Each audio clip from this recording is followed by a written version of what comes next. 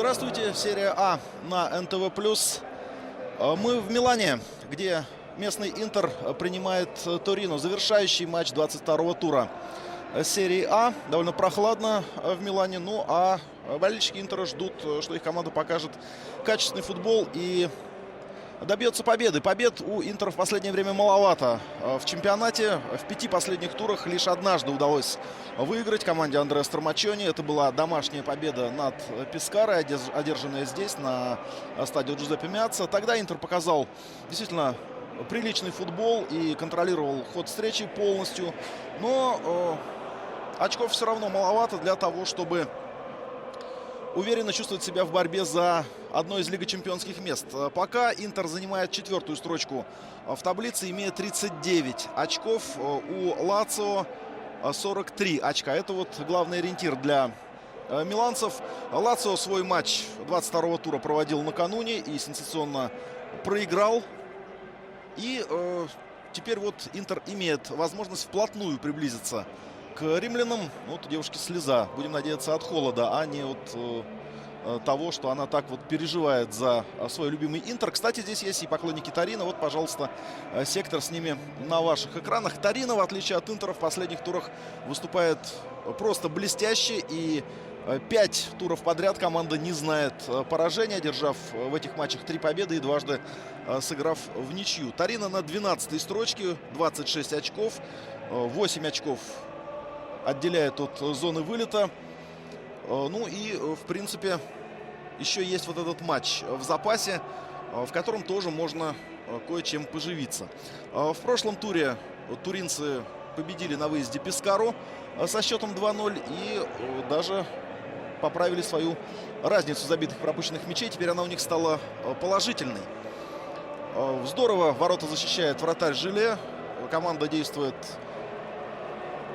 самоотверженно и чувствуется сыгранность в линиях. Ну и определенную ротацию состава проводит наставник Торино. И вот сегодня, в частности, остался в резерве Роландо Бьянки, капитан команды. Он может появиться на поле, но, видимо, если игра будет к этому располагать, а в атаке у Торино расположились с первых минут Барретто и Меджиорини. Любопытно за Паоло Вито Барретто будет понаблюдать сегодня, безусловно. Ну, а что касается Интера, то здесь Камбьясо снова не попал в стартовый 11, зато в порядке Кассано, и он играет с первых минут.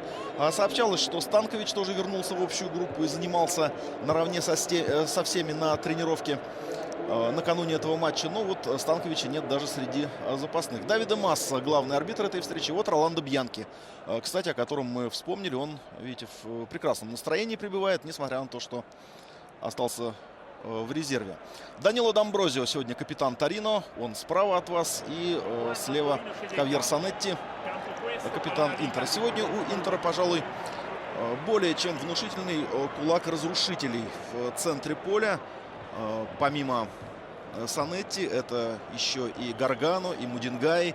Ну и вот, пожалуй, из тех, кто призван созидать и располагается в линии полузащиты, Гуарин только может быть назван, но Гуарин в очень приличной форме в последнее время.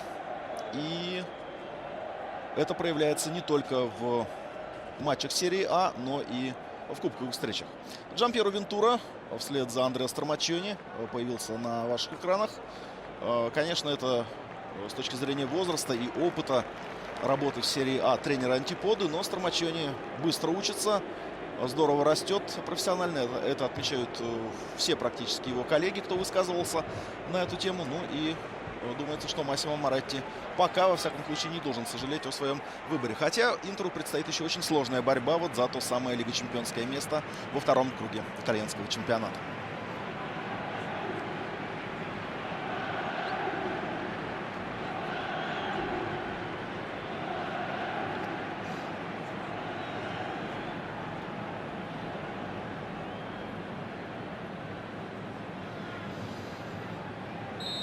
Началась игра. Разыграли мяч хозяева с центра поля. И давайте состав Интера я вам представлю. Самир Ханданович защищает ворота. Он под первым номером. В поле номер 4 Хавьер Санетти. Номер 40 Жоан Жезус. Номер 55 Юта Нагатому. Номер 14 Фредди Гуарин.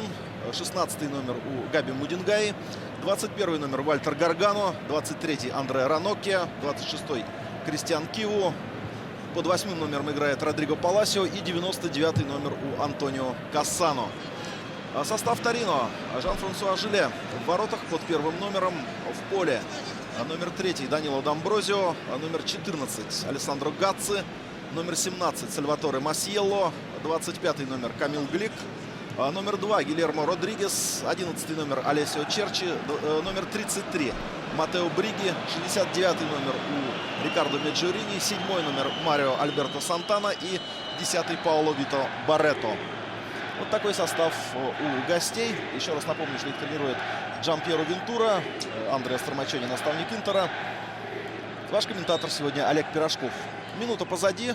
Штрафной назначен в сторону ворот Интера. И туринцы собираются вот эту процедуру произвести. Пока трое футболистов в белых майках в штрафной Интера. Но вот к ним еще добавились трое партнеров. Черчи у мяча. С левой ноги. Подача в штрафную. Паласио помог своим защитникам. Штрафной именно он сыграл головой сейчас. И Раноккия отправляет мяч за пределы поля. Интер на днях проводил очень сложный кубковый матч против Ромы на поле соперника. И так получилось, что в течение нескольких дней Рома и Интер встречались дважды. Если в матче серии А была зафиксирована ничья 1-1, то в кубковой встрече Интер проиграл со счетом 1-2. Но гол престижа, забитый еще в концовке первого тайма, отличился Паласио.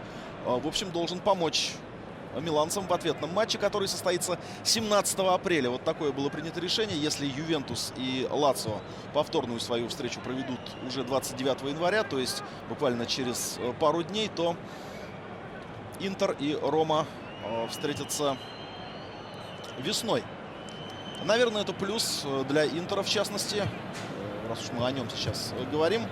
Иначе график был бы совсем сверхнапряженным, сверхплотным. Ну а сейчас можно выложиться вот в этой игре и затем уже иметь недельный цикл для подготовки к очередному туру. Не все блестяще было, в частности, в обороне Интера в этом первом кубковом матче против Ромы. Не столь надежно, как обычно, играл Раноккия. Правда, в одном из моментов он команду откровенно выручил, когда вынес мяч с ленточки. Уже был отыгран голкипер, и Раноккия спас команду. Надо сказать, что первый тайм получился очень бурным, и Рома могла больше забить. Но после перерыва у Паласио был хороший момент, оформить дубль. В общем, Интер уступил и теперь должен сосредоточиться на матчах чемпионата. Ну а о кубке подумать уже в апреле. Гуарин с мячом. Пас к линии штрафной. Подключается Санетти. Кассано ускорился и получил по ногам. Успел Антонио Кассано на долю секунды раньше оказаться у мяча, чем Матео Бриги. Бриги опытный полузащитник. Давайте еще раз смотреть. Видите, Кассано ставит ногу. Именно в эту опорную ногу втыкается Бриги.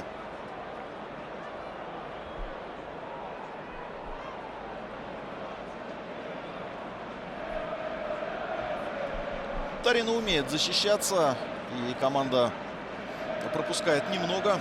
Всего лишь 24 мяча пропущено. Для сравнения, Интер пропустил 23, то есть практически столько же. Мы отмечали по ходу репортажа, что, в принципе, с точки зрения обороны у Интера по ходу чемпионата все более или менее наладилось. Хотя, например, тройка центральных защитников регулярно менялась, и вовсе не по воле Стормачони, а потому что были травмы и дисквалификации. Но, тем не менее, стенка довольно солидная. Удар по воротам. Гол! 1-0. Кристиан Киву! Кристиан Киву открывает счет. Нам показали за секунду до удара Гуарина. Думаю, что он будет наносить удар. Пробил румын и пробил на зависть многим битакам. 1-0. 5-я минута. Интер забивает быстрый гол. Прыжок Жиле не спас Торино.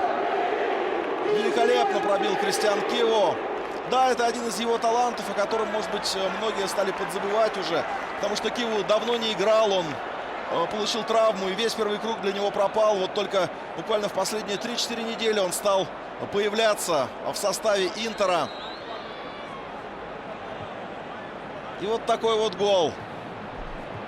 Он умеет, он забивал, и в частности, играя за Рому, исполнял здорово штрафные в свое время.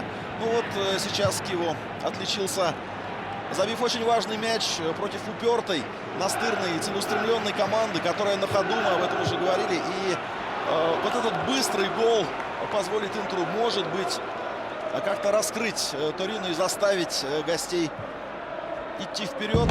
Ну а игра сходу, игра на контратаках — это, в общем, сейчас визитная карточка Интера. С точки зрения позиционного нападения команда, ну, прямо скажем, не блестяще выглядит.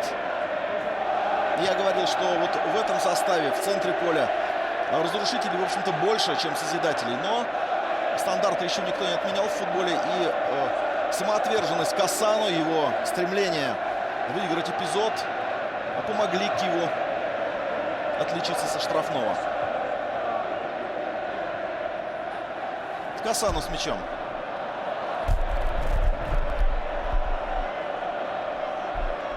В первом круге, когда команды встречались в Турине, Интер провел очень строгий, такой сухой, я бы сказал, матч. Ну, сухим он получился и по счету. 2-0 миланцы выиграли. В общем, наверное, Интер реализовал, ну, не все, конечно, моменты, которые создал, но половину, можно сказать так. Обилием голевых ситуаций игра тогда не порадовала, но гости надежно защищались. И, собственно, у Торино-то было полтора момента для того, чтобы отличиться. Ну а Интер забил дважды и увез из Турина 3 очка. Кстати, это было первое поражение Торино в нынешнем сезоне. И первые мячи свои пропустили туринцы именно в матче против Интера. Киву с мячом, видите, он левый центральный защитник в этой расстановке.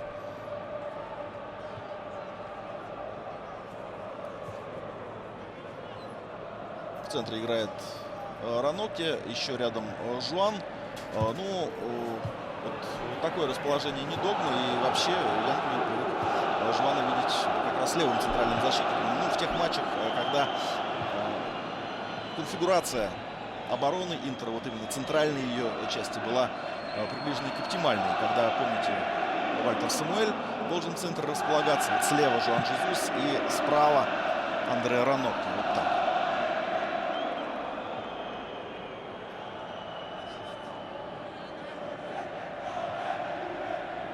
Еще раз удар Киву. Ну, и мы уже привыкли, что Санетти бурно празднует забитые Интером мячи. Сейчас он подкат к скамейке исполнять не стал, но поприветствовал всех там сидящих. И то же самое сделал Киву. Интер сейчас находится в центре внимания разнообразной трансферной информации. Давайте вот эту атаку посмотрим. На готовом мяч перехватил и уже приблизился к штрафной. Правда, его двое отжимают к угловому флажку. Да, была попытка заработать угловой. Хитрый японец понимал, что передачу ему уже не сделать в штрафную. Можно играть, показывает арбитр. И состоялся удар по воротам. Может быть, несколько поспешный. Можно было попытаться мяч разыграть. Так вот, вокруг Интера много разговоров по поводу трансферов. И Снейдер уже перешел в Галатасарай. И вот сообщается, что достигнута договоренность с Ливерпулем о трансфере Филиппе Каутиньо. Причем изначально говорилось о 13 миллионах евро, но вот последняя информация — это 8,5 миллионов фунтов. Ну и можно предположить, что вот эти оба трансфера, все это делалось для того, чтобы найти сумму для приобретения полузащитника Паулиньо из Коринтианса. Интер его ведет давно, и вот эта покупка достаточно давно уже входила в планы черно-синих. Паулиньо стоит недешево. Речь шла о 18 миллионах. Ну и если даже поторговаться, то понятно, что можно там на 1 200 000 цену сбить, но не больше. Так что вот этот недешевый бразилец присоединится к Интеру. Это уже, по сути, работа на будущее. Ну а что касается Филиппе Каутиньо, конечно, можно ему только пожелать успехов в новом чемпионате. Может быть, попадет он в какую-то среднюю итальянскую команду, у него было бы больше практики, он сумел бы себя проявить в рамках серии А. В Интере это сделать ему не удалось, хотя, если помните, Каутиньо в этом чемпионате забил гол в первом же туре. Но этот мяч для него так и остался единственным.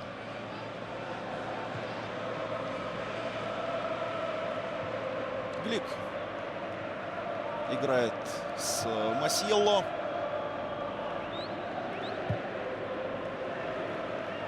Интер, забив, старается действовать внимательно в центре. И сейчас туринцам довольно сложно преодолеть вот этот многослойный заслон. Санетти. Сложно было здесь точный пас выдать на Гуарина, потому что правильно располагался защитник Родригес.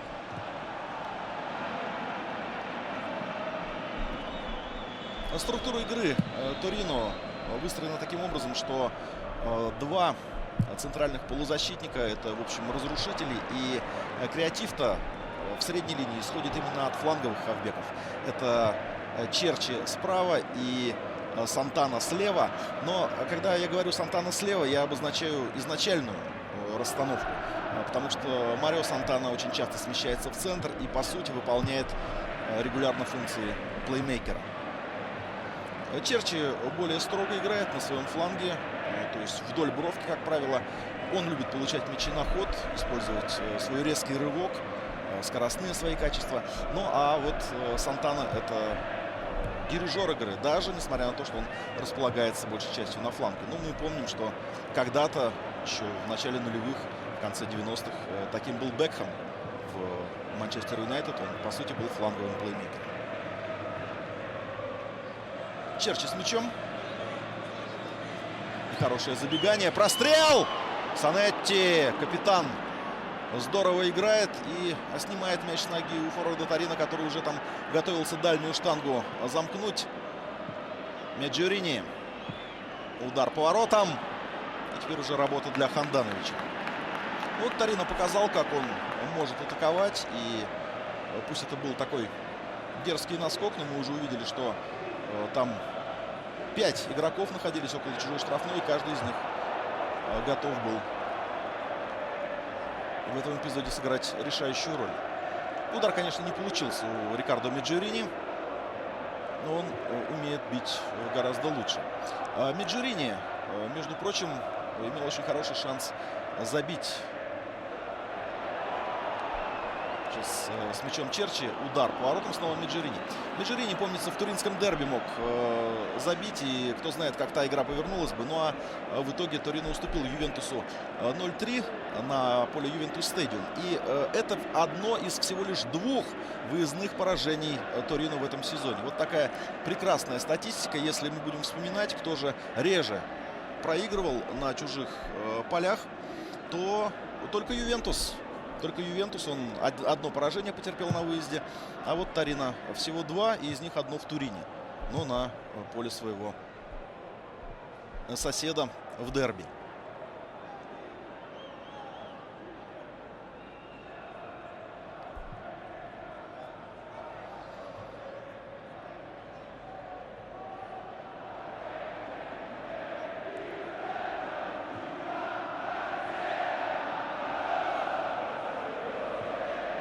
Масьелло. Есть определенные проблемы у Торино с правым флангом обороны. И Матео Дармиан, который там действует чаще всего, не был готов сегодня играть по показаниям фитнес-тестов с первых минут. Его включили в заявку, но в итоге пришлось перекраивать линию обороны. Удар по воротам. Это Черчи пробил.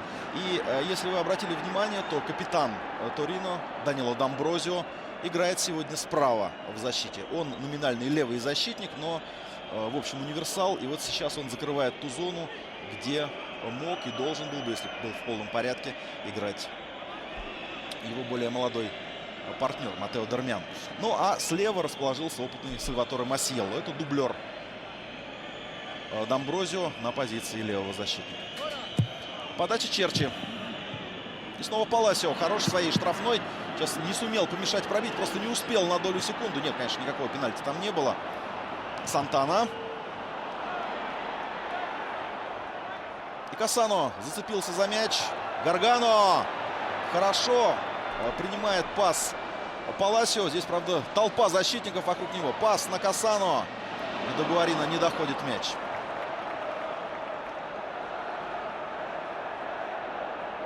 Метеорами просто неслись назад к своей штрафной игроки Торино. И все-таки в конце концов им удалось эту контратаку Интера заглушить. И фол против Черчи.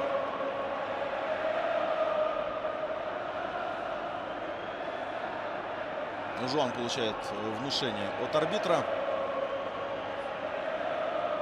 Да, ну здесь называется засадил по ногам. И в целом Жуан оставляет очень приятное впечатление по ходу этого сезона. Но иногда вот стремление сыграть жестко перехлестывает немножко через край. И вот такие вот эпизоды случаются.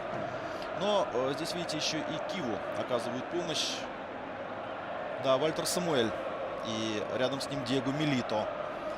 Два аргентинца в составе Интера, которые пока не могут играть. И Самуэль уже довольно давно восстанавливается. Ну а Милито — это по-прежнему лучший снайпер Интера в чемпионате с 8 забитыми мячами. 7 на счету Паласио. И лучший ассистент команды — это, конечно же, Кассано. 6 голевых передач.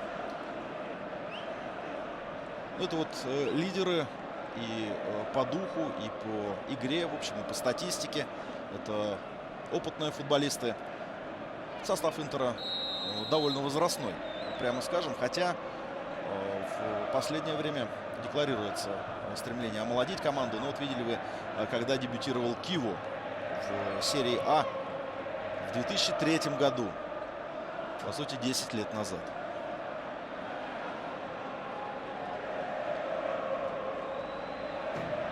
Глик пасует направо. Здесь Дамброзио.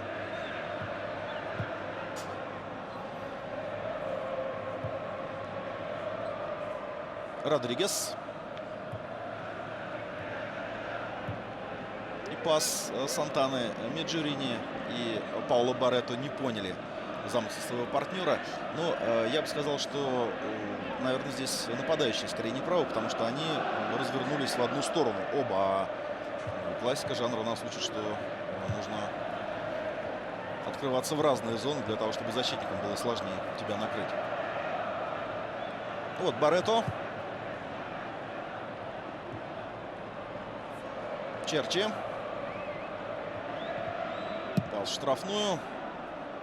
Меджурини. Вот в этой связке он, безусловно, ударный форвард. И потому что для центрального нападающего он более, что ли, привычные габариты имеет. Он и выше ростом, чем Барретто, и шире в плечах. Но Барретто технарь и достаточно резкий игрок. Думаю, что вот эта связка может быть потенциально очень интересной. Хотя, если вы помните, то сезон Торино начинал и большую часть первого круга провел с дуэтом совершенно иным форвардов. Тогда Роландо Бьянки действовал на острие атаки. И, в общем, он сейчас является одним из ведущих футболистов своей команды. Что касается Меджурини, он по ходу первого круга в основном со скамейки появлялся. И сейчас Меджурини хороший перевод делает на Алессио Черчи.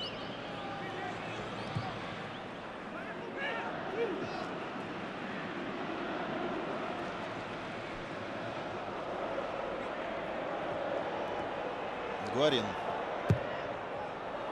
Вот такой вот перевод сразу же на Кассано. И, между прочим, очень точной была эта передача. Родригес молодец, он смахнул мяч, летевший к Кассано. Касано. И чуть-чуть недопонял его Юта Нагатомо. Нагатомо после травмы, на мой взгляд, пока еще не набрал лучших кондиций. Прежде всего это выражается в том, что японец не так мобилен, как это было в первом круге, как мы привыкли видеть.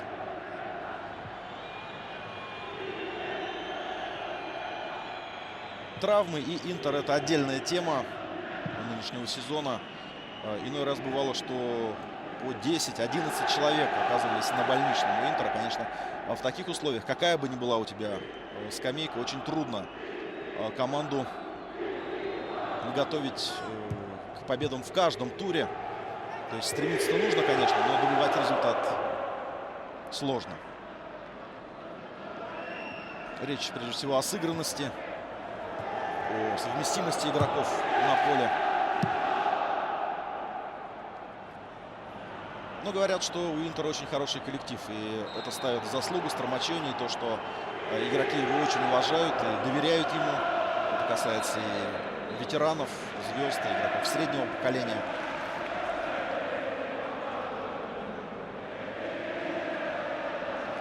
Штрафной сейчас, и мяч на половине поля Интера. Конечно, бить отсюда вряд ли имеет смысл. Но подача в штрафную вполне ожидаема.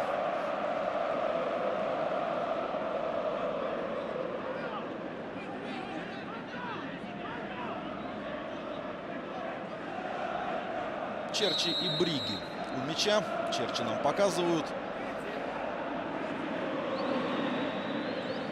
Вот такой вот розыгрыш. Бриги. Ушел от Гаргано. Навес. Роландо Бьянки, пожалуй, лучший из игроков туринской атаки. И если мы берем даже полузащитников, кто играет в воздухе. Вот он, в общем, наверное, самый лучший завершитель таких комбинаций чужих ворот, когда мяч верхом направляется. Ну, есть еще рослый защитник Глик, центральный, в принципе, другой центр-деф. Родригес тоже играет головой хорошо. Сейчас ошибка. Гуарина! Удар Меджерини, гол! 1-1. На ровном месте Интер себе привез мяч. Фредди Гуарин дарит Торино шансы в этом матче. Рикардо Меджерини первый гол, видите, забивает в этом сезоне. Как нам здесь показывают, ну, нужно перепроверить эти данные. Я, честно говоря, удивлен. Мне казалось, что более продуктивен Меджерини. Но вот сейчас смотрите, вот сам отобрал, видите, у Гуарина. Получил пас от Барретто и с левой ноги очень прицельно пробил.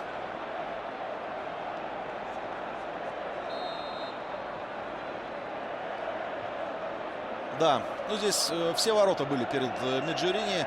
И, конечно, когда ты попадаешь в угол, вратарю с такого расстояния очень сложно среагировать. К тому же Ханданович так не успел переместиться к центру. Он ближе к противоположному углу находился. Ну, гол имени Гуарина. Так бывает. В принципе, наверное, это не дело Гуарина. Вот когда вводится мяч в игру, и он у своих ворот, там принимать участие в розыгрыше. Его место на чужой половине поля в таких ситуациях. И даже дело, может быть, не в самом Гуарине, а в том, что, ну, как мне кажется, у игроков середины поля и атаки, особенно тех, кто полузащитников, которые ориентированы на созидание, у них все-таки чуть снижен порог вот чувствительности при потерях мяча, да, потому что любая ошибка Гуарина у чужой штрафной — это всего лишь ошибка, и там будет 100 возможностей ее исправить, чтобы соперник не провел хорошую результативную атаку. Ну и вот, действуя у своих ворот, Гуарин сыграл так, как будто был где-то в центре поля, и ошибка, по сути, ничего не стоит. А получилось так, как получилось, и получился гол. 1-1.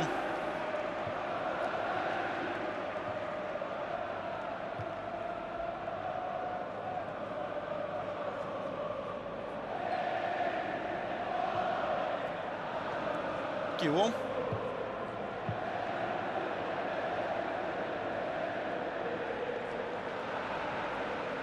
Да, Киву в центре, видите, в этой тройке правильно. Раноки справа и Жуан слева. Вот это вот более привычный вариант. Просто в начале по ситуации несколько раз румын почему-то оказывался слева. Гаргано. Красиво хотел сыграть Барретто. Вот из той же оперы, что Гуарин, да, на своей половине поля, на подступах к штрафной. Зачем играть пяткой?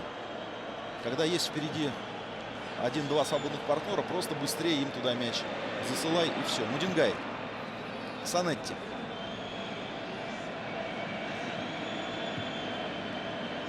Гаргано. Пас в штрафную. Родригес.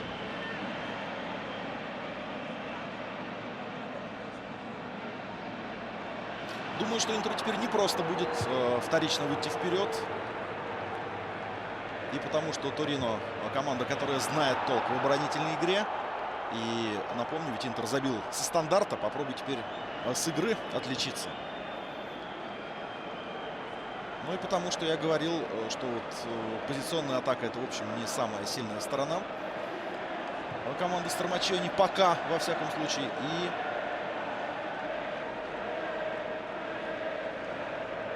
сравняв счет, Торино теперь может создать сопернику проблемы тем, что построит оборону так, что Интер не сможет часто и опасно атаковать сходу. Вот какая передача. Здесь защитники сами коридор создали, в общем, но Глик надежно сыграл. Он был последним по ситуации. Дамброзио. Плюс Дамброзио в том, что он двуногий. Вот именно это качество как раз и позволяет его использовать в таких нештатных ситуациях, когда тренер его перебрасывает с фланга на фланг. И замена у Интера, видите, Перейра сейчас появится. Альваро Перейра. Зона его действий — левый фланг. Посмотрим, что сейчас придумает Стормаччони. Но, может быть, да, вот видите, Киву хромает. Вот так вот. Неудачно для румына этот матч продолжился. Вы помните, там был эпизод, когда он держался за стопу. И матч продолжать Кристиан Киву не может. Но он уже запомнился по этой игре. Он забил очень красивый гол и вывел уже на 5-й минуте Интер вперед. Так что свои аплодисменты Киву получает. Пусть и это не овации. И вот Кордоба, как бывший напарник Киву по линии обороны, сразу поинтересовался его самочувствием.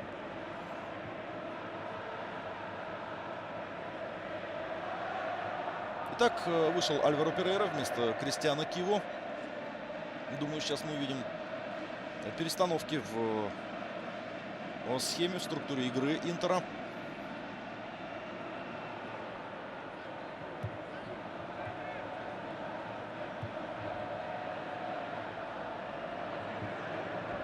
Может быть, команда станет действовать в 4 защитника.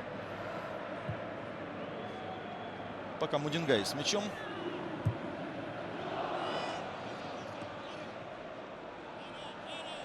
Ну, Паласио молодец. Он, поняв, что не успевает к мячу, прессинговал Масьелло. И в итоге аут достается Интеру.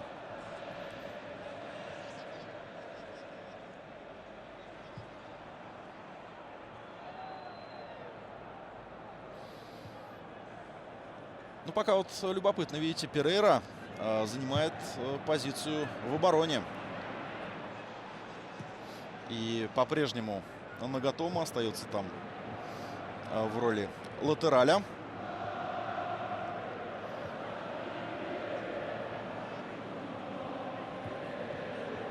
Санетти с мячом.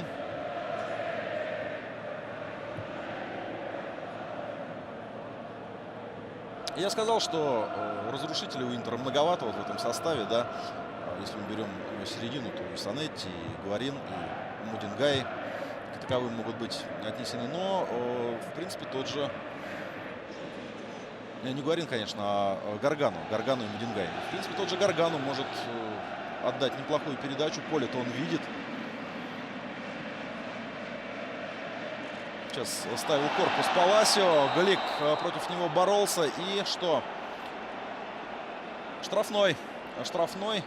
Давайте смотреть. Нет, но поляк, конечно, за руку прихватывал Родриго Паласио. Вот видите, за футболку. В общем, ну, здесь действительно был фол. И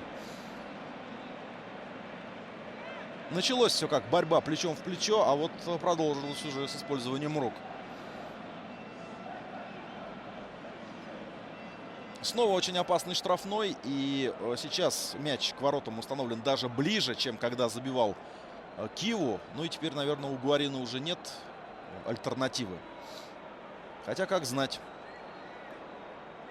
Мне все-таки кажется, что вот удары на исполнение, когда нужно мягко перебросить стенку, это все-таки не конек Гуарину. Он с подъема привык бить. Вот поэтому, может быть, Кассано рядом стоит. Но Гуарин сам устанавливал мяч. И, скорее всего, он будет наносить удар.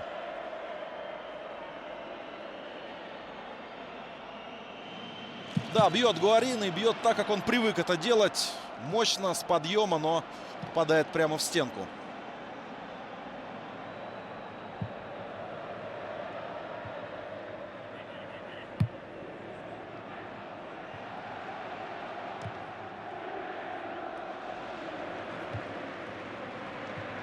Меджерини. Хорошо развернулся. Слева есть свободная зона. Вот Масьелло, в принципе, выдвинулся. Можно было через него продолжить атаку. Но обратите внимание, что очень осторожно действует и Дамброзио, и Масьелло. Сейчас, поняв, что четверо партнеров еще перешли центр поля, а Сальваторе Масьелло сразу мигом отскочил назад на свою половину и занял позицию в своей зоне. А что касается Дамброзио, то он даже и не думал эту атаку поддерживать. Именно потому, что из двух опорников один уже довольно глубоко был на чужой половине, а другой в районе центральной линии.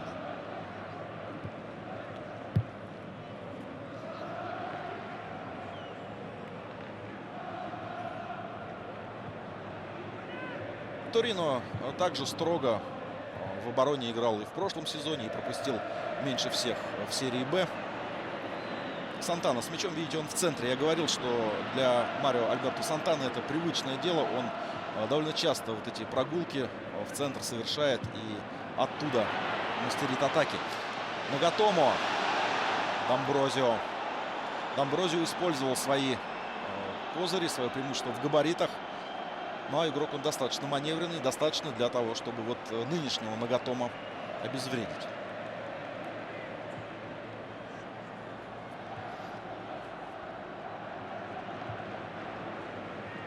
Родригес. Глик. Опять Барретто пяткой играет, но теперь это уже более оправдано. Около чужой штрафной дело было. Да, вот смотрите. Ну нет, здесь все нормально абсолютно. Может быть, машинально чуть-чуть мог задеть кистью руки по лицу японца защитник Торино. Но таких эпизодов в матче десятки и десятки происходит. Главное, что не было ярко выраженного движения рукой.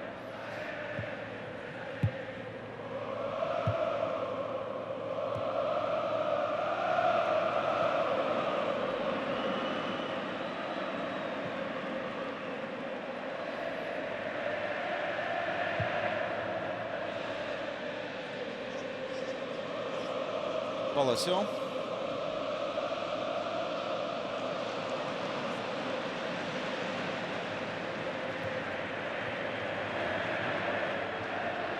Гаргано уже по месту левого защитника преследует Черчи.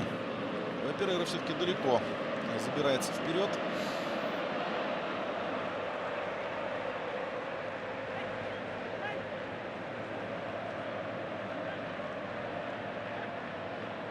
Кассано. Передача по задумке очень хорошая. И вовремя начал открываться Паласио. Но защитники центральной Торино сыграли надежно, в частности, Гильермо Родригес.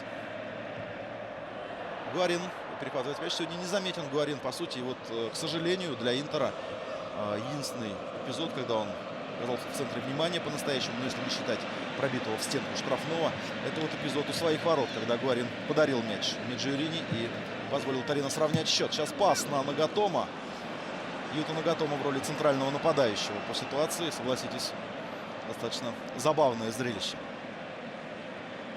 Ну, японец забивал за Интер. И причем вот я помню, например, 1-2 гола как раз забиты именно в такой манере, когда он по диагонали смещался в центр и там решал эпизод. Подача. Опять Родригес хорошо играет в воздухе, опережая Жуана. Паласио. Паласио! Удар по воротам! Хорошо разбросал двух защитников и прицельно бил. Но пустил мяч чуть выше, чем нужно.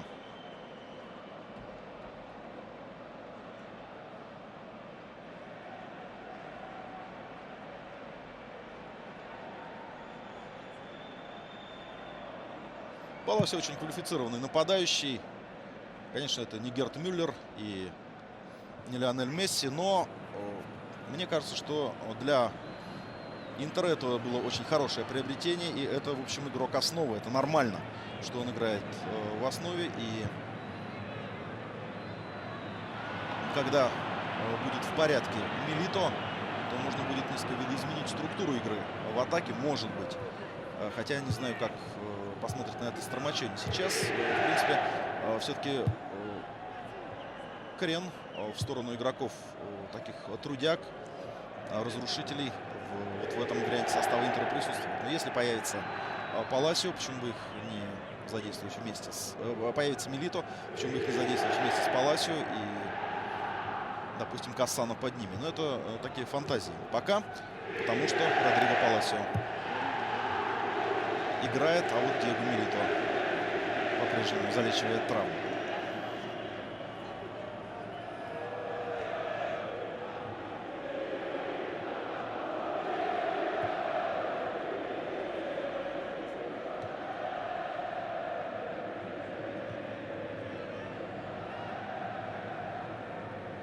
Глик с мячом. Каждому овощу своя грядка. Вот я говорил, что Паласио это, в принципе, игрок достаточно квалифицированный для Интера. Ну а Глик это хороший защитник для такой команды, как Торино. Высокорослый, физически крепкий. Достаточно неплохо читающий игру. И убедительный в единоборствах.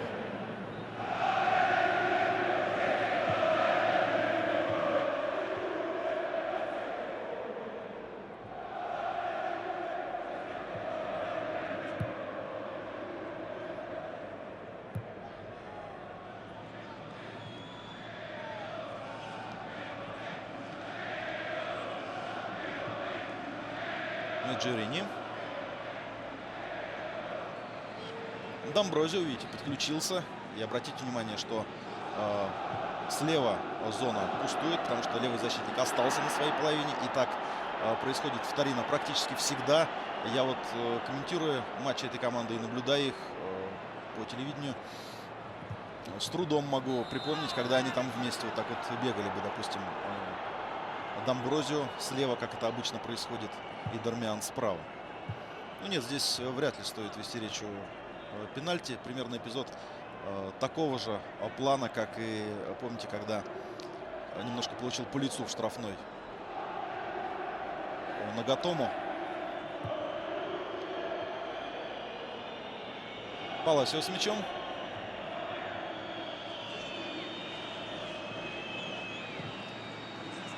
Еще раз скажу, мне сегодня как-то не очень нравится Фредди Гуарин. Может быть, вот это вот напряжение этих матчей, плотный график, когда и на кубок серьезные игры, а все итальянские топ-клубы, которые пробились в полуфинал, они, конечно же, рассчитывают выиграть кубок. Может быть, это сказалось.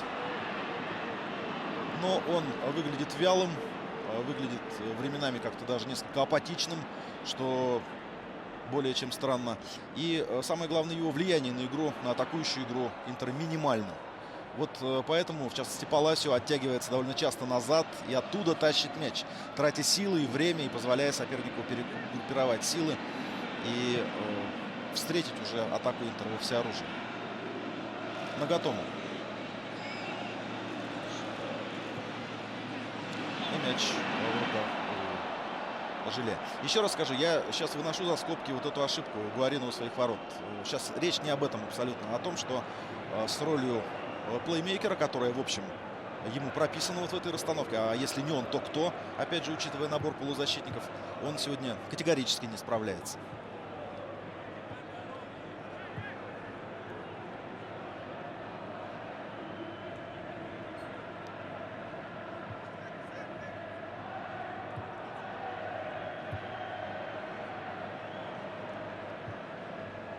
Барретто. Гатци. Один из двух опорников. Вот неплохая передача на Масьеллу. И Масьеллу угловой зарабатывает. Что ж, прекрасно для Торино. Концовка первого тайма. Ничья 1-1. И команда находит силы и возможности проводить атаки большим количеством игроков. Ну а теперь Сантано будет исполнять стандарт. И это одно из его достоинств. По статичному мячу пробить так, чтобы он прилетел удобно на голову партнеру. Или, если будет прямой штрафной, я думаю, то с удобной позиции, конечно, Сантано будет бить. Сейчас Ханданович сыграл, буквально воткнулся. Глик, по-моему, там, да? Да, это Камил Глик.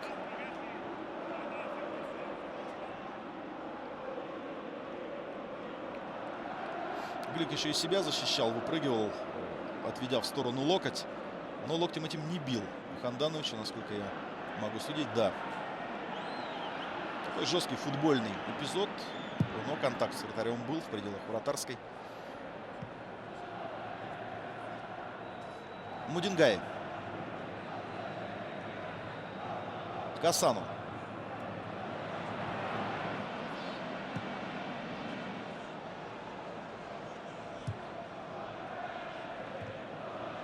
Снова Габи Мудингай, но мяч прилетел к сопернику. Пауло Барретто. Барретто совсем недавно оказался в Торино. Он первый круг этого сезона провел в Удине, но в составе Удинеза практически никаких шансов себя проявить не имел. Вы знаете, сыграл всего лишь пару матчей, причем в обоих случаях выходил на замену. И вот сравнительно недавно, буквально несколько дней назад, были согласованы все детали его перехода. И это его дебют в составе Торино. И поэтому, в частности, Барретто так активен. Мы его фамилию часто называем. Правда, нельзя сказать, что он там что-то такое реальное, суперское создал у чужих ворот. Ну а то, что через раз стремится сыграть пяткой, ну это бразилец. Это многое объясняет, как говорилось в одном фильме.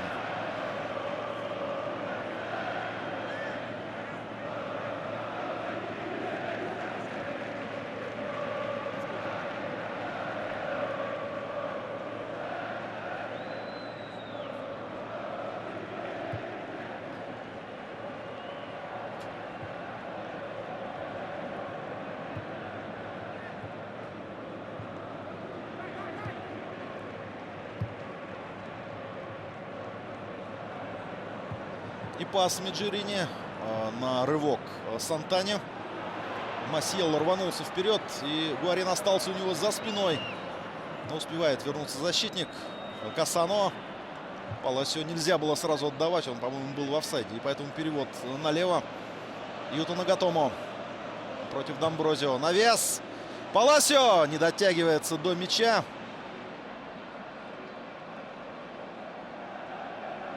Гаргану сыграл с Антонио Кассано, и Интер продолжает осаждать штрафную площадь соперника. Нагатомо. Прострел, и опасно, едва автогол не случился. Мяч в голову Глику попал. Видите, поляк был больше озабочен тем, чтобы руки спрятать за спину, чтобы, не дай бог, пенальти арбитр не поставил.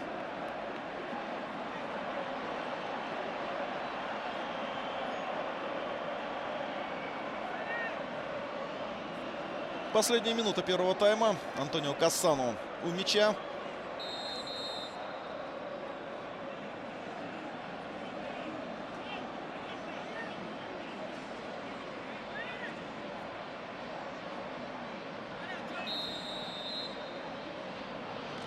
Навес. Довольно высокая траектория. Мяч завис над штрафной. Ранокья, здорово! Здорово сыграл Ранокья. Очень зряче сбросил мяч на Паласио.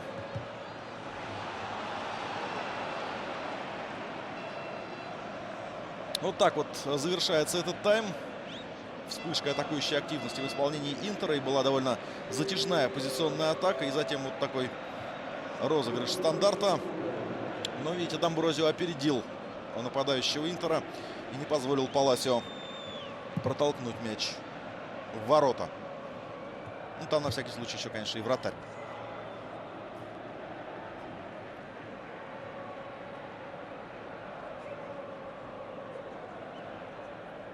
Джампьеро Вентура, один из самых авторитетных итальянских тренеров, один из самых возрастных ныне практикующих специалистов.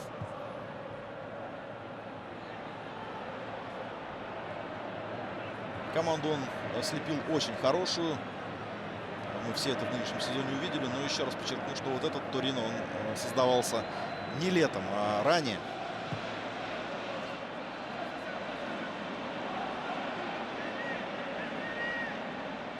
Санетти. Гуарин с мячом. И, судя по всему, теперь углового не будет.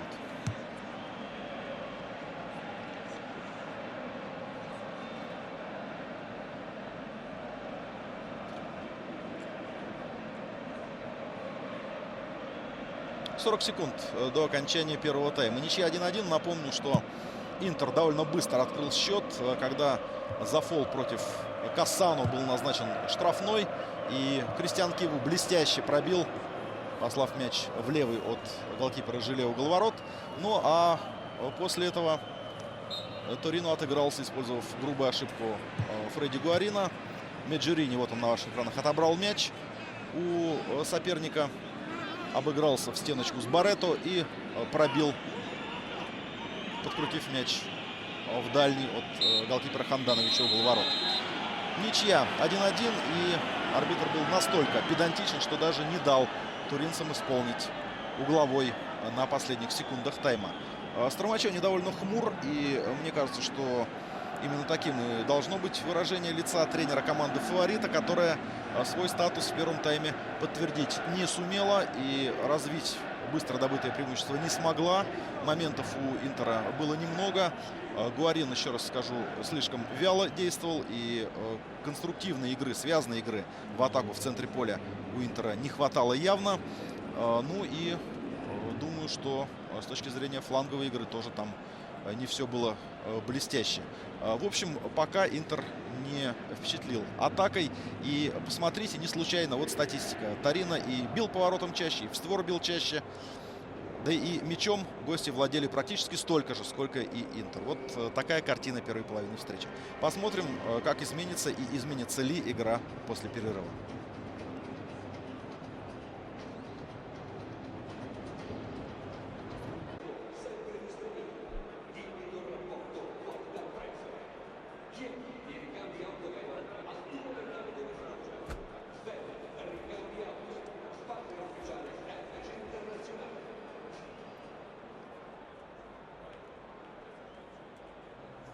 В Милане на стадионе Джузеппе Меаццо через несколько минут начнется второй тайм матча 22-го тура серии А между Интером и Торино. Пока ничья 1-1. Хозяева быстро открыли счет. Это сделал Кристиан Киву, точно пробив со штрафного.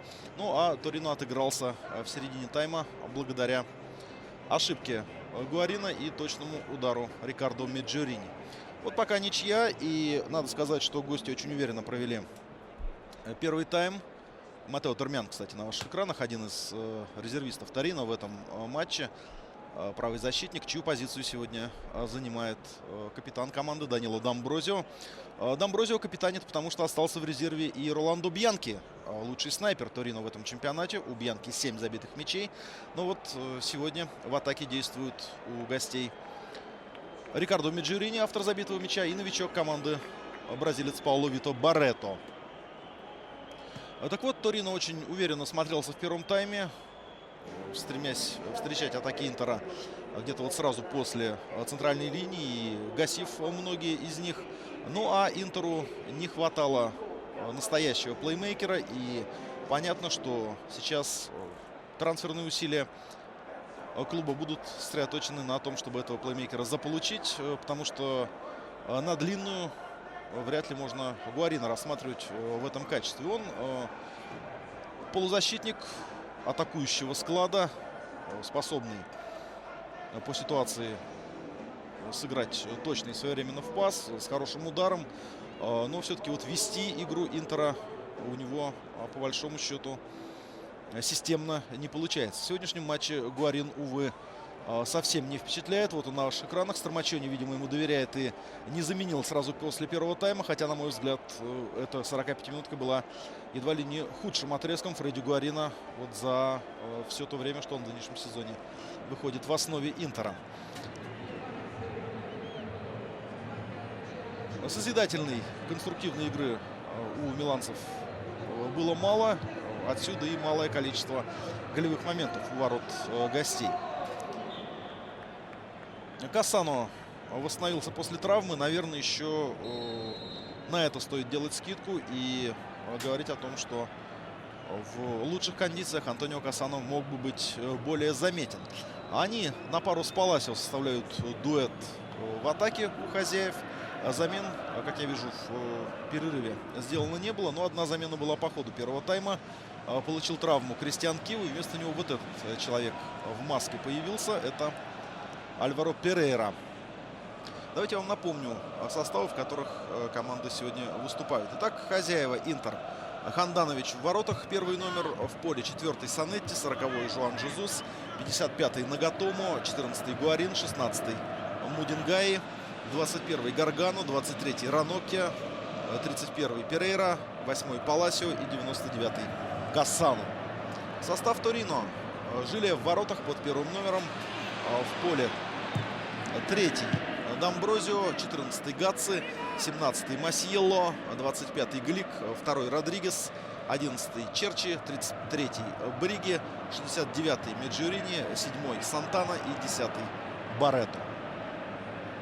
Антонио Кассано с мячом. Пас на Юто Нагатомо. И слева Перейра.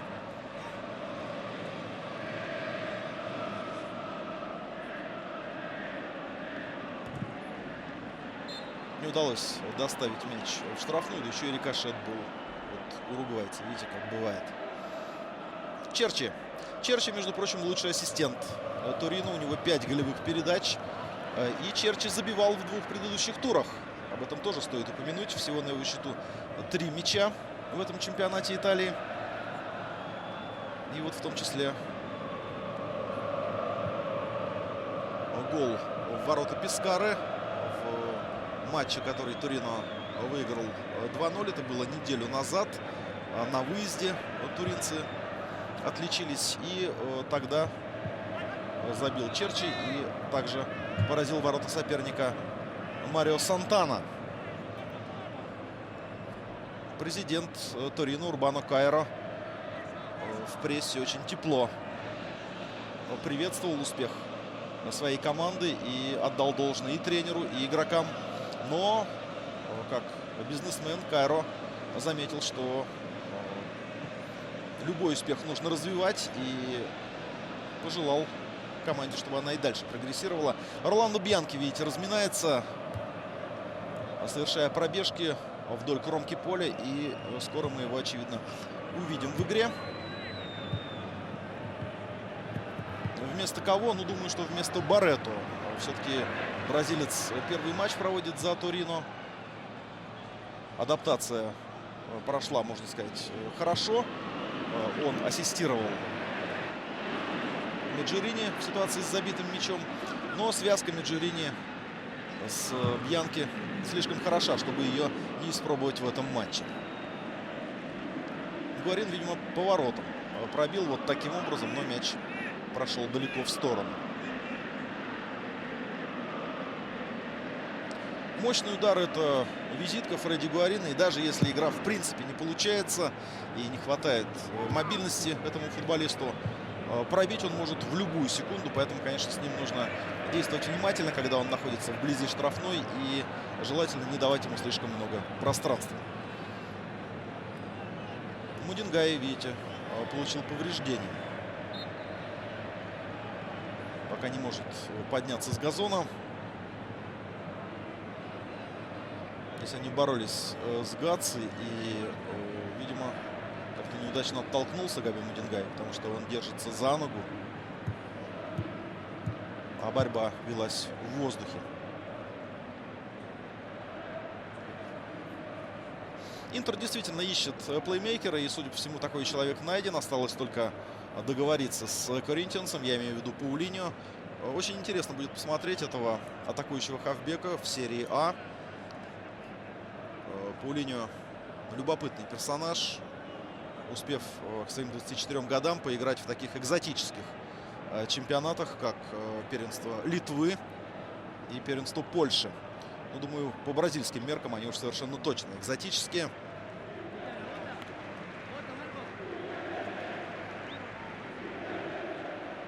Паулиньо игрок сборной Бразилии. И надо сказать, что в Коринтиансе он раскрылся не только как дирижер атак, но и как завершитель. Вот Жуан в своем интервью, которое он давал накануне этого матча, центральный защитник Интера, рассказывал как раз о Паулиньо и говорил о том, что тот немало забивает. Ну, если быть точным, то за 2 года, проведенных в составе Коринтианс, только в чемпионатах Бразилии Паулиньо забил 19 мячей. Это очень неплохой показатель для игрока, чью позицию в Италии обычно именуют как треквартиста.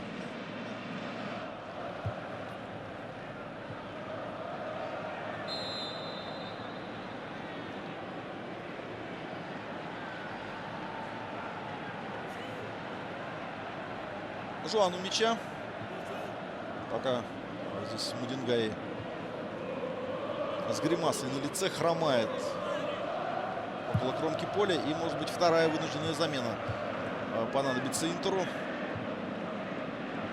Причем замена очень ранняя, в самом начале второго тайма. Да, я вижу, там Эстебан Камбьясо уже снял тренировочную куртку. И сейчас появится опытный аргентинец на поле. Не успевает Нагатомо к мячу.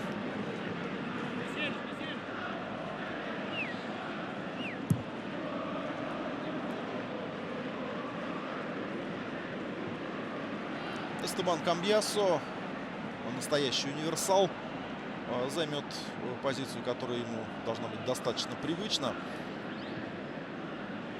Ну, правда, все-таки Мудингай действовал чуть с акцентом в правую зону, да, располагаясь номинально в центре полузащиты.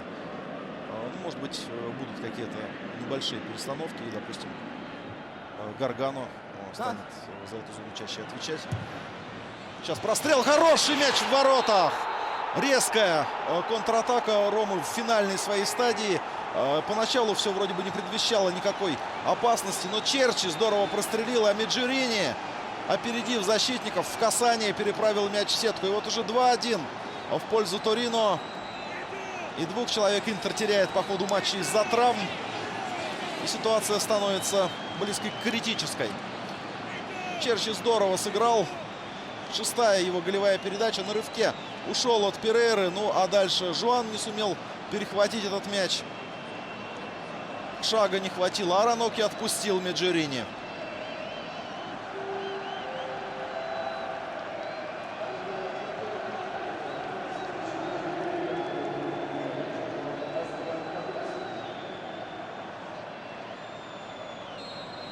Торино атакует не так часто, я имею в виду, не так часто создает реальные моменты, что ли, и доходит с мячом вот до опасной близости, до ворот. Но все это получается очень метко. И вот дубль Меджерини. Еще раз это укрепляет меня в мысли, что Бьянки появится вместо Барретто.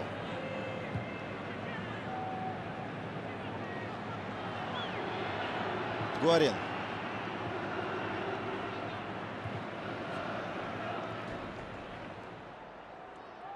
Перейра. Навес в штрафную. Родригес играет хорошо головой. Уже не в первый раз. Ну, он в росте превосходит Паласио и превосходит на пол головы. Как минимум. Да еще и отталкивается очень здорово от газона. Высоко выпрыгивает.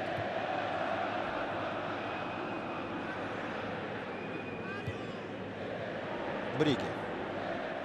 Включился в игру Камбьясо.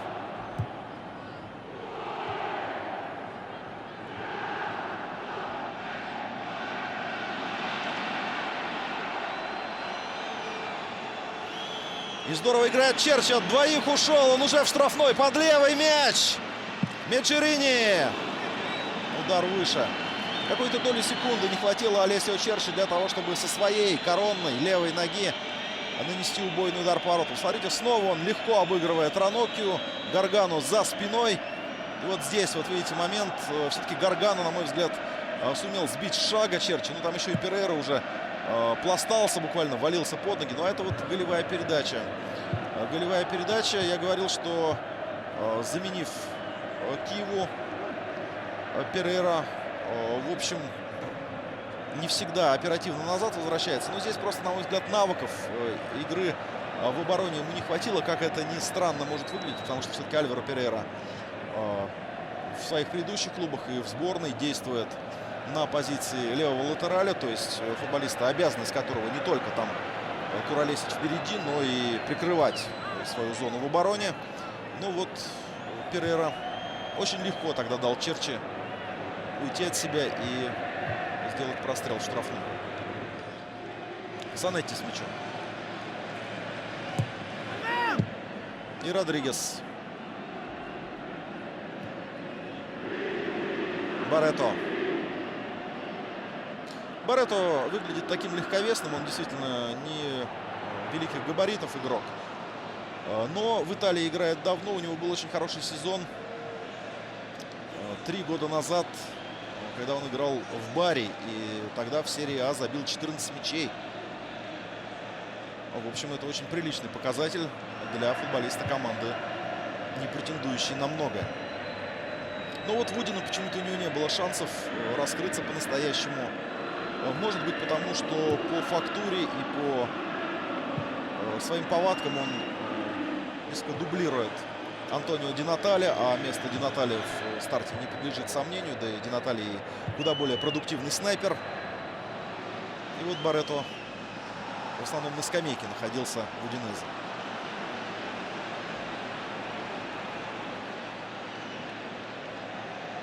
Гаргану с мячом. Нагатомо. Вот видите, что Юта Нагатомо теперь справа играет у Интера. Левую зону занимает Перейра. Пытается Стромачони видоизменить игру и ищет варианты усиления уже по ходу матча, который так удачно начинался для Интера и получил такое неожиданное обескураживающее развитие. Удар Гуарина! Вот о чем мы говорили. Это пушка, которая может пальнуть в любую минуту.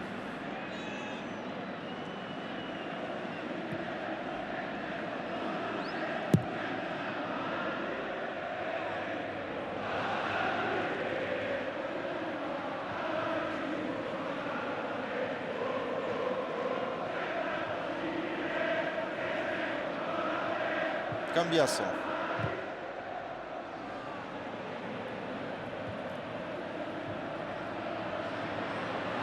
Санетти идет вперед. И смотрите, ушел от двоих соперников. Масьелло все-таки помешал сделать передачу в штрафную, подставил ногу. Но вторым-то был Сантано. Он, в общем, не ахти какой отборщик, да? И тем не менее здорово сыграл капитан Интера в этом эпизоде. Нагатомо. Пас Гаргану.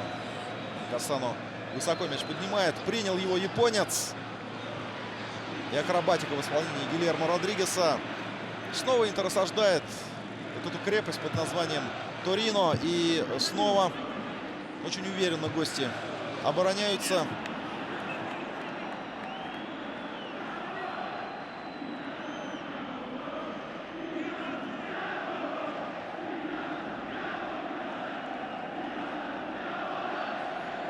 Еще раз прорыв Санетти. Успел посмотреть, где там располагаются партнеры. Барето. Вот Барето весьма неплохо по ходу матча стал цепляться за мячи, посланные из глубины.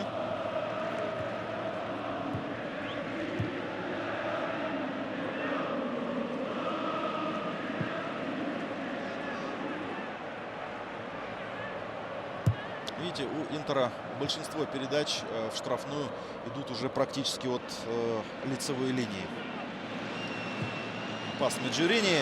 Черчи не дотянулся до мяча, а передача была очень неплохой.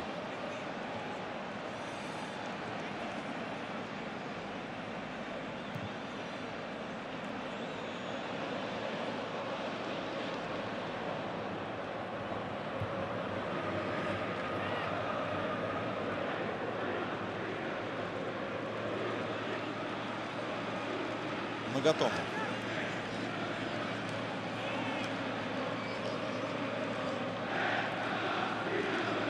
Гаргано с мячом. Пас на Антонио Кассано. Гуарин. Жесткая, конечно, такая передача для стенки, для вот такого короткого расстояния. Там Камбиасу сложно было принять мяч. Черчи сегодня, смотрите, как продуктивно действует. Здесь Перейра ударил его по ногам. И Роландо Бьянки. Да, вместо Пауло Вито Барретто бразилец достоин аплодисментов. Думаю, вот тот сектор с поклонниками Торино сейчас эти аплодисменты ему обеспечат, потому что очень старался, был заметен, постоянно находился в движении. Ну и я уже отмечал то, что по ходу матча здорово стал цепляться за мячи, посланные из глубины. И это важно, потому что всегда у Торино есть кому поддержать атаку. Если мяч там заякорен на чужой половине, то мгновенно включаются фланги, особенно Черчи. Ну и, конечно, Меджурини сегодня тоже демонстрирует повышенную активность. Центр-форвард, забивший 2 мяча. Итак, Роландо Бьянки вместо Пауло Вито Барретто. Замена в составе Торино. И в атаке Интер прострел. Вот так уже приходится отбиваться.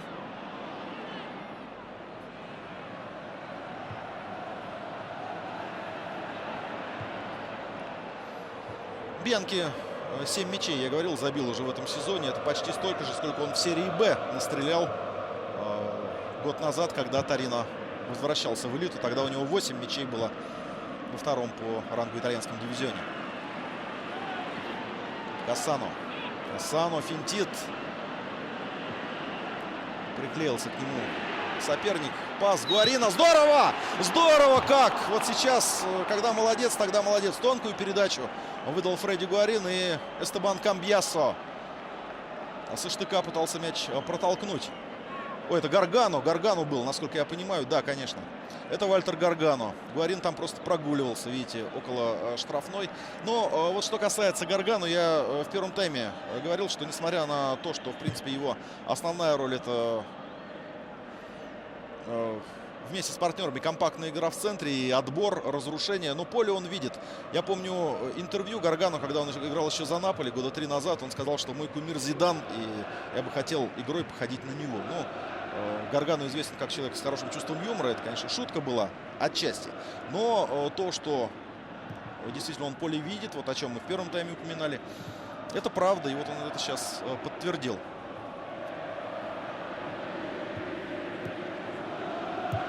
Камбиасо.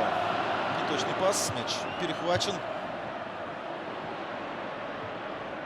Меджурини успел сделать передачу на Черчи. И тут же его поверг на газон Вальтер Гаргано. Видимо, дыхание сбил. Хотя вот Меджурини держится за ногу. Там, по-моему, ну да, вот и за ребра тоже. Там воткнулся в него нехило, прямо скажем, уругваец. Это уже финальная фаза эпизода. Здесь, по большому счету, и не видно. Вот, видите. Хотя формально руку в сторону не отставлял Вальтер Гаргано, и поэтому и свисток не раздался. То есть, с точки зрения правил футбольных, не прикопаешься.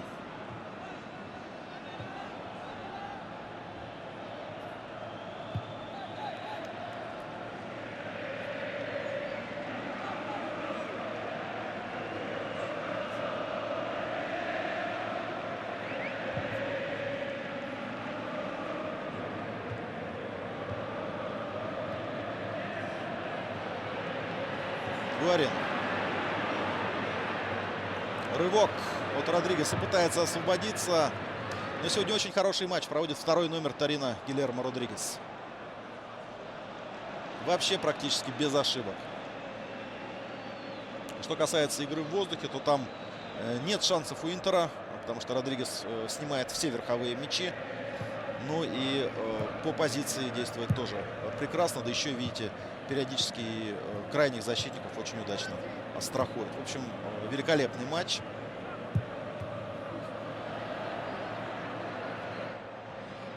Гаргано, Гуарин в центре поцеловал мяч. Причем получилось все совершенно неожиданно. Снова Гуарин. И Юта Нагатомо.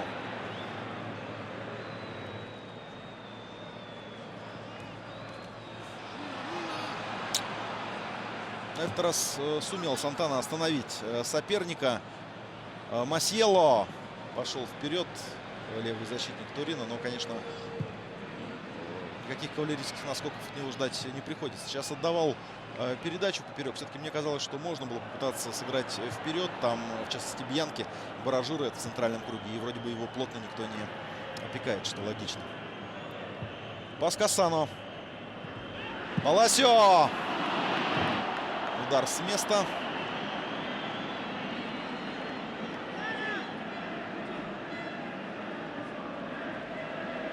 Прием очень хороший продемонстрировал Родриго Паласио. Ну и обратите внимание, как активно действует Камбьяссо. В общем, сейчас он по позиции даже выше Гуарина часто располагается. Но я бы сказал, что это не структура игры продиктована, а тем, что Камбьяссо просто мобильнее. Он свежий, вышел на замену, а Гуарин, мы говорили сегодня, в общем, не впечатляет с точки зрения динамики. И вот Камбьяссо, подключаясь из глубины. Вот он забивает! Да! А 2-2 счет становится. Эстебан Камбьяссо. Я говорил, что начал говорить, что подключаясь из глубины, Камбьяссо свободен от плотной опеки. И всякий раз приходится защитникам перестраиваться, когда он появляется в штрафной, кому-то по ситуации его прихватывать. Вот сейчас никого не нашлось вообще, потому что были активные оба нападающих, и Кассано, и Паласио. И Камбьяссо совершенно свободно, пройдя в штрафную, забил. Вот видите, опекает Дамброзио центрального нападающего Паласио. Да, а Глик? А что же Глик? Глик в итоге держал воздух, пытаясь помешать прострелу. Ну и, может быть, нужно говорить о том, что не доработал Масьелло. Видите, там вся линейка защитников Торино, она смещалась влево. По учебнику как бы все правильно, да, но в таком случае нужно найтись кто-то, кто прикроет дальнюю штангу. 33-й номер Бриги медленно возвращался, Масьелло слева провалился, ну и, соответственно, защитника на дальней штанге не хватило, и Камбьяссо забивал совершенно без помех. 2-2. Камбьяссо, конечно, великий человек. Столько лет на виду и такие большие клубы в карьере. Мадридский Реал, Интер. И постоянно приносит пользу. Причем пользу реальную. И вот сейчас этот гол очень важен. Санетти! Удар по воротам. Еще один ветеран Интера. Пробил из пределов штрафной. Здесь Нагатомо ставил корпус, что был фол. Ну, возможно. Не знаю. Меня вот этот повтор не убедил, например. Но, как в таких случаях принято говорить, арбитру виднее.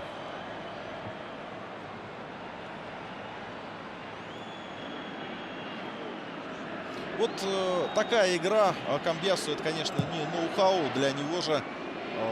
В целом ряде матчей бывало так, что по ходу игры он начинал активно подключаться вперед и номинально располагать в центре поля, в опорной зоне, куда больше действовал на атаку. Это такой, ну, если хотите, скрытый центральный нападающий, да, если можно такой термин употреблять. Но согласитесь, вот эта голевая атака, она была лишь одной в целой серии комбинаций, когда именно Камбьяссо оказывался на передней линии нападения. И на него партнеры играли.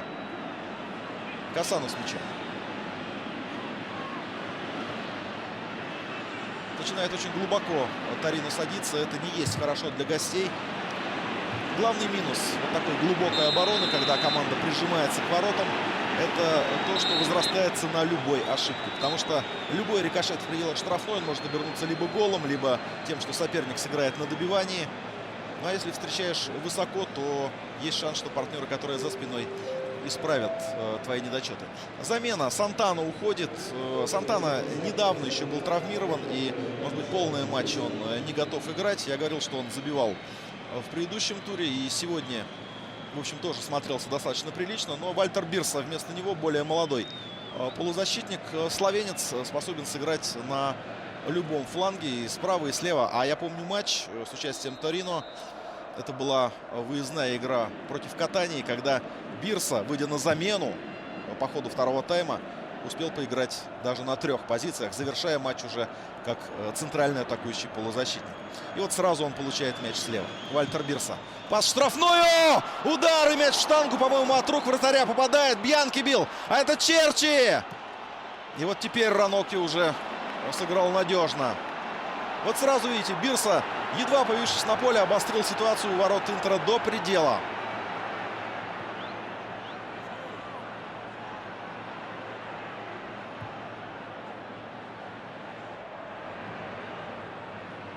Кассано. Не дошел мяч до капитана Интера. Хавьер Санетти сегодня очень активен. Вот по суммарному объему движения, мне кажется, Санетти намного обставил Гуарина. Очень активно подключается к атакам в предыдущих матчах. Я помню матч в чемпионате с Ромой, например, гораздо строже играл Санетти. Здесь действительно аплодисменты Хандановичу. Он дотянулся до мяча, до очень сложного мяча. И как все здорово было разыграно, да. Бирса отдал очень нацеленную передачу. Из-под защитника вынырнул, выставив ногу. Роландо Бьянки играл на опережение.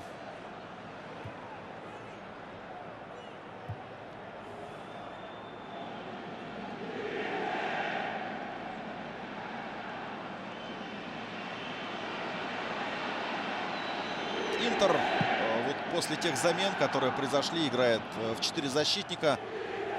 Но, может быть, некий навык, что ли, утерян. И я уже говорил, что Перейра в роли левого бека, в общем, не самая удачная идея. И понятно, что она Стромачони пришла вынужденно из-за того, что получил травму Киву. И пришлось игру перестраивать. Потом еще и Мудингаи сломался. Нагатомо справа регулярно совершает забеги. Но вот нужно тоже быть внимательным, потому что вот эта атака с пасом Бирсы и ударом Бьянки, который едва не стал голевым, родилась именно из зоны ответственности японца. То есть справа в обороне у Интера. Хороший пас Кассано! Паласио! Сложно было вратаря переиграть. Нужно было так мяч подсечь, чтобы он набрал нужную высоту. А видите, прямо в ноги бросался желе восьмерки Интера.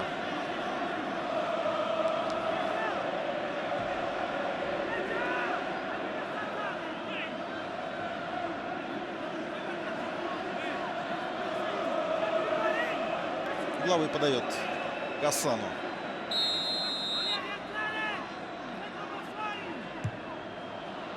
Розыгрыш с Вальтером Гаргано. Перейра. Ранокки.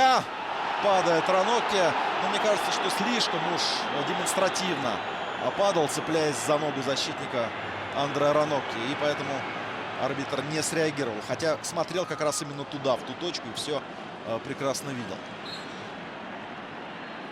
В этом сезоне арбитры иногда Интеру не додавали. И я помню матч, в котором 500% пенальти на том же Ранокки не был назначен. Но все-таки, мне кажется, сейчас не та ситуация. Давайте еще раз смотреть. Но он действительно наткнулся на ногу Родригеса, но это не фол. Это борьба за мяч, и такие эпизоды не свистятся. Бриги, между тем, получил желтую карточку. Мы сам момент не видели, но режиссер нам подсказал.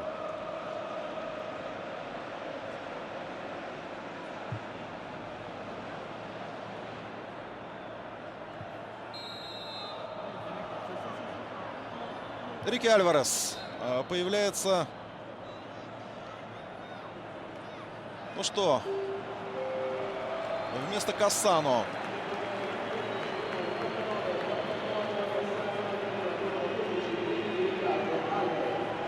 Альварес очень надеялся, что новый 2013 год принесет ему успехи на футбольном поле и, в частности, удастся наконец-то избавиться от травм. Вот так получается, что Рикардо Альварес полностью не может раскрыться в Интере именно потому, что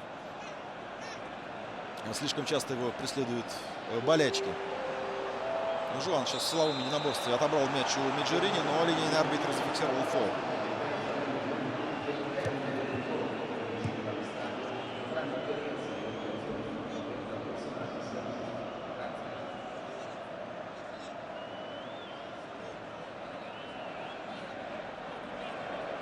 Альварес хорош прежде всего как ассистент, конечно, но сейчас его выпускают в атаку. Возможно, Стамачони делает это, уповая на его технику, а с мячом Альварес просто прекрасно обращается. Ну и даже если он функционально готов не на 100%, 15-минутный отрезок он способен провести насыщенно, я думаю. Да и просто, видимо, других вариантов усилить атаку нет. Рокки остался на скамейке. Черчи больше похоже на попытку закрутить мяч в дальний угол. Да, вот когда был приобретен Томмазо Рокки у Лацио, то руководители Интера сказали, что на этом комплектование атакующей линии завершено. Но пока, во всяком случае, в тех матчах, в которых Рокки появлялся на поле, он ничего выдающегося не показал. Конечно, нужно адаптироваться. Для опытного игрока это иногда сложнее сделать, потому что Рокки практически всю свою сознательную и насыщенную событиями спортивную карьеру провел в Лацио. И там он был кумиром, легендой, ну а в Интере лишь один из многих. Сложно перестроиться, и думаю, еще то, что Рокки не имел достаточно игровой практики в первом круге, он ее практически не имел, просиживая на скамейке, тоже, конечно, сказывается. Нужно делать на это скидку. Ну, есть Марко Ливайя, не знаю, Стамачони опять же виднее. Вот по такой игре он посчитал, что лучше будет, если выйдет Альварес. И, наверное, в этом есть логика, потому что Альварес более техничен, чем Ливайя, и способен игрока обыграть один в одного. А Торино обороняется большими силами. Ну и контратакует периодически. Вот сейчас чуть-чуть поторопился Меджерини, забравшись в офсайд.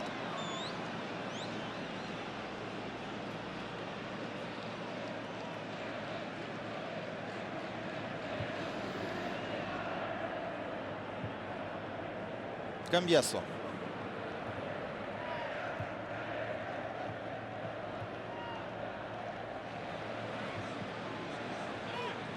Паласио с мячом. Гуарен. Точная передача.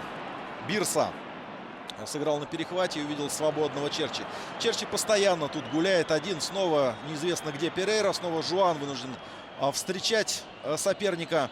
Но Санетти, видите, молодец, здорово отскочил назад и помог там Ранокки. Так что сразу простреливать не решился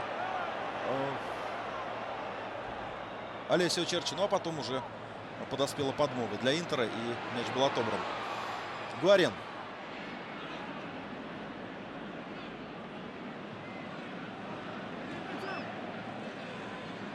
Нагатомо против Масьелло. Масьелло во втором тайме не дал ни одного прострела острова сделать вот с правого фланга. По сути, если брать включение Нагатому и активность Санетти в этой зоне.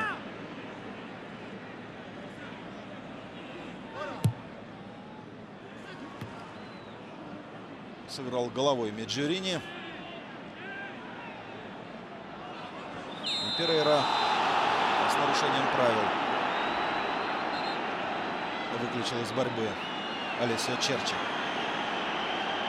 3 замены Интер сделал, а 2 из них были вынужденными. Посмотрим, как удастся себя Альваресу проявить на последних минутах этого матча. Да, вот еще по ходу прошлого сезона началась в Интере некая перестройка, омоложение состава, и Страмачони стал давать дорогу молодым. И играл Альварес, когда был в порядке, когда не был травмирован. И Каутиньо получал свои шансы. Но вот пока ни тот, ни другой по-настоящему не раскрылись. Но говорю, что в случае с Альваресом все-таки здесь травмы играют, мне кажется, определяющую роль. Потому что в чисто игровом смысле, с точки зрения мышления, техники, пластичности,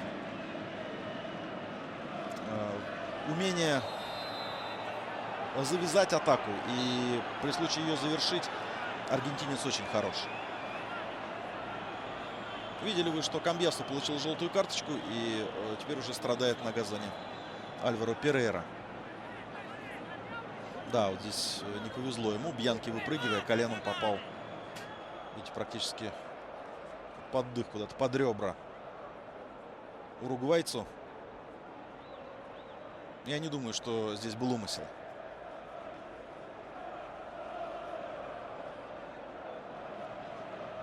Десять минут до окончания матча. 2-2 в матче Интер-Торино. И напомню, что в 5 последних турах Интер одержал только одну победу. Черчи уходит. Как правило, его меняют по ходу матчей. Но он выложился сегодня полностью. Он сделал великолепную передачу на гол. И еще несколько раз здорово обострял. Так что проявил себя прекрасно. Джузеппе Вивес вместо него в атаке. Опытный форвард.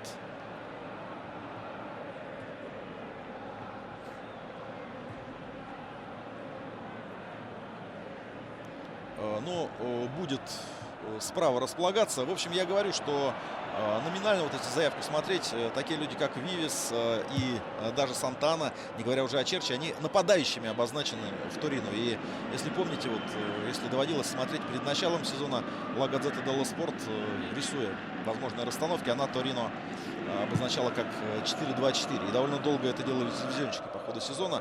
Ну, понятно, что вот эти фланговые люди, они номинально только форварды. А я так понимаю, что Бирса теперь направо переберется. Я говорил, что он универсал, ему все равно, в принципе, где играть, слева или справа. А поскольку Вивес, он менее вариативен, что ли, он будет играть там, где ему привычно, то есть слева. Видите, Бирса уже действительно совершает забеги по правому флангу.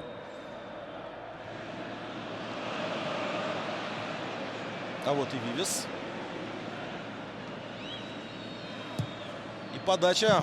Попытка пробить. Очень красиво все делал Рикардо Меджерини. А навешивал Масьелло. Да, это был он. Одно из нечастых таких глубоких подключений левого защитника Торино на чужую половину поля. Но могло привести к серьезным неприятностям для Интера. Гацци. Ну, видимо, вот сейчас подкорректировал игру своей команды Вентура, или, может быть, с помощью запасных передал, и Торино старается все-таки действовать в отборе, начинать действовать чуть повыше, и игру пытается отодвинуть от своих ворот, потому что был отрезок, вы помните, где-то вот начался он минут за 7-8 до второго пропущенного гола и продолжался еще минут 5 после него, когда туринцы слишком уж глубоко сели. И мы с вами об этом говорили. Ну, сейчас свежие футболисты. Вот фактически оба фланга поменял и выпустил туда свежие быстрые ноги Вентура.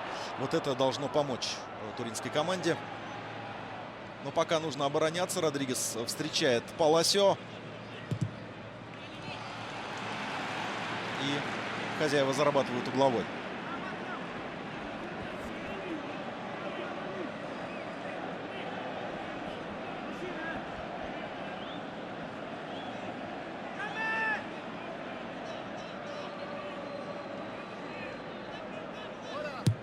Навес. Сейчас сразу два центральных защитника боролись с Раноки. Да, и Глик, и Родригес его опекали. Раноки, конечно, очень опасен при таких стандартах. Роль полевых игроков, в частности, двух центрбеков при угловых, штрафных, когда мяч верхом идет в штрафную Торино, очень высока, потому что вы понимаете, что Жиле при всех его плюсах, он очень невысок ростом. Это самый низкорослый голкипер серии А, 178 сантиметров всего. Ну и вот сейчас что поторопился Бьянки, конечно, там нужно было исполнять эту передачу, а по факту больше было похоже на удар.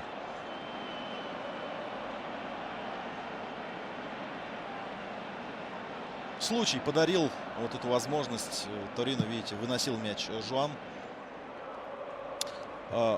Жуан Жезус, кстати, дебютировал в основном составе Интера именно в матче против Торино. Это было в третьем туре, еще в сентябре. И все это было на фоне неудачной игры на Радзуре против Ромы. Помните, 1-3 они дома проиграли. Там Сильвестре сыграл неудачно. И вот Страмачони перекроил состав. И с тех пор Жуан Жезус сразу стал игроком основы. Удачно дебютировал. Интер, я говорил уже, очень надежно отыграл в обороне тогда в Турине, не позволив Торино отличиться ни разу. И Жуан с тех пор играет постоянно в основе Интера. И, кстати, не упускает случая, чтобы поблагодарить тренера за доверие. Такой вот благодарный молодой человек. Ну что, Альваро Перейра будет вбрасывать мяч из-за боковой. Глик сыграл головой, но мяч в штрафной гостей. Это Санетти. А если пяткой попытаться на Нагатомо, это было бы слишком тонко. Угловой, тем не менее, заработал.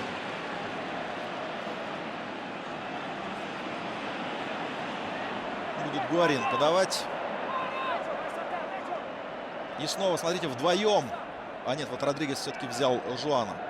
А Глик играет с Раноки. Навес. Гаргану, между тем, далеко не самый высокорослый, прямо скажем.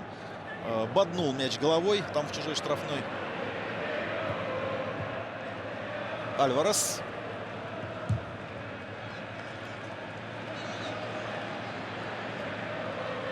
И снова Эль Моравилья с мячом.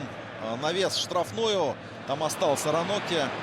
Ну а Паласио мяч сбрасывал, вероятно, Эстебану Камбьясу.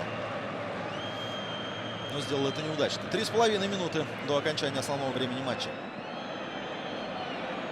Зима в разгаре, наступает февраль. И вот в минувшем сезоне именно февраль для Интера стал просто кошмарным. Тогда еще команду тренировал, если помните, Клаудио Раньери. И 4 февральских матча в минувшем сезоне Интер проиграл с общим счетом 0-9. Посмотрим, что будет в этом сезоне.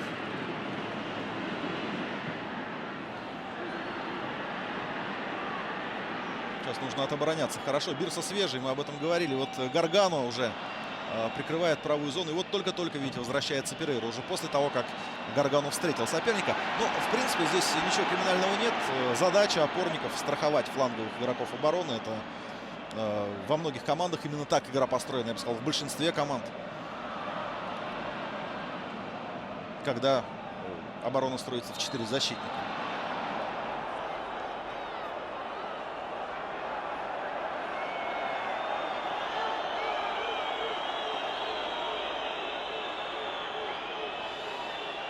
Лежит на газоне Матео Бриги. Бриги тоже бывший романиста, так же как и уже замененный Киву.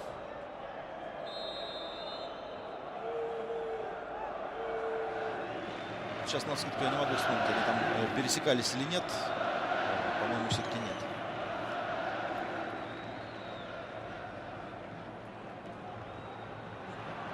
Не дошел мяч до Меджерини. И Бьянки отрабатывает, помешав Интеру моментально мяч доставить к чужой штрафной. И вот сейчас Паласио оказался справа. Камбьясу снова в роли центр-форварда. А с мячом Гуарин. Он заряжен на удар. Бьет. И попадает в Гонсалеса. Ну нет, такой отбор вряд ли приветствуется в игре под названием футбол, как сейчас остановил Матео Бриги Фредди Гуарин.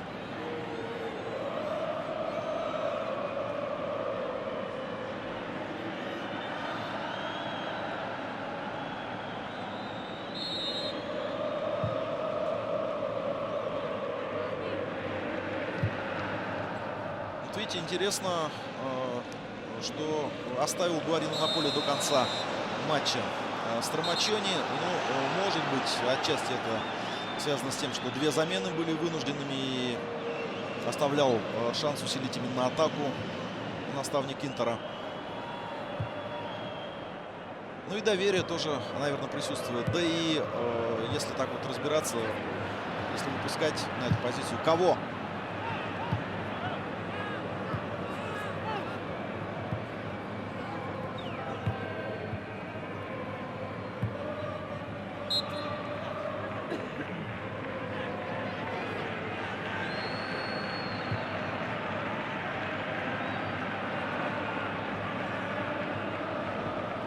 Меджерини.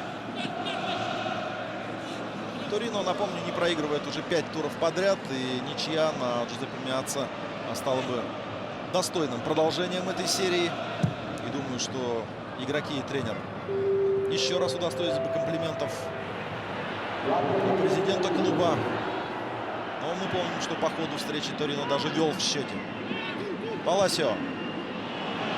Гуарин стоя мяч принимал, а дальше уже неточный пас. Конечно, с места, без замаха нанести удар бывает непросто. Даже имея такой рычаг в виде правой ноги, как имеет Гуарин. 4 минуты компенсировано. Довольно много.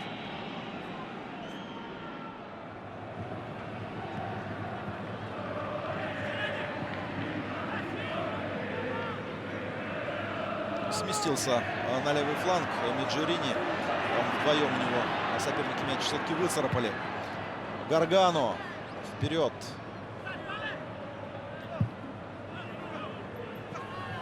Гатс и Бриги, конечно, сегодня большой объем беговой работы проделали. Я имею в виду двух опорных полузащитников Торино. И рывок Рики Альвареса. Вот то, о чем я говорил. Он совершенно не стесняется идти в обводку. Сейчас двоих обыграл и только на третьем споткнулся. Продолжает Интер атаковать. Юта Нагатомо. Альварес. И навес. Дернулся Желе. Угловой удар. Должен на всех парах сейчас Ранокки бежать в чужую штрафную. Очень нужно Интеру не одно, а 3 очка в этом матче. Подача. Удивительно, опять такое ощущение, что адресатом подачи был Гаргано. Как и во время предыдущего углового несколько минут назад. Вот сейчас мяч конкретно просто направлялся в ту зону, куда набегал уругваец.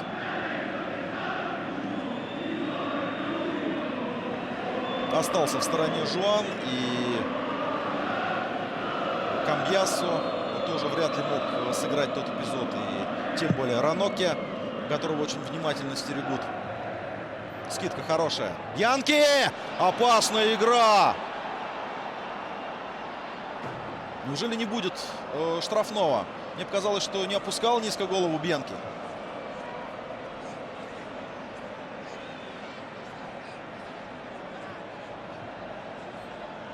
В мяч, конечно, играл Перейра. Это совершенно очевидно, но очень опасно.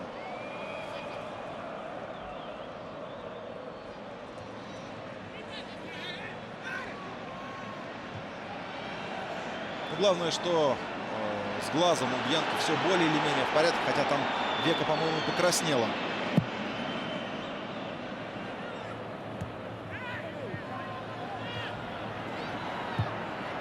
Пока в меньшинстве Торино. Вивес. Меджерини здорово открылся. Удар, Ханданович тащит.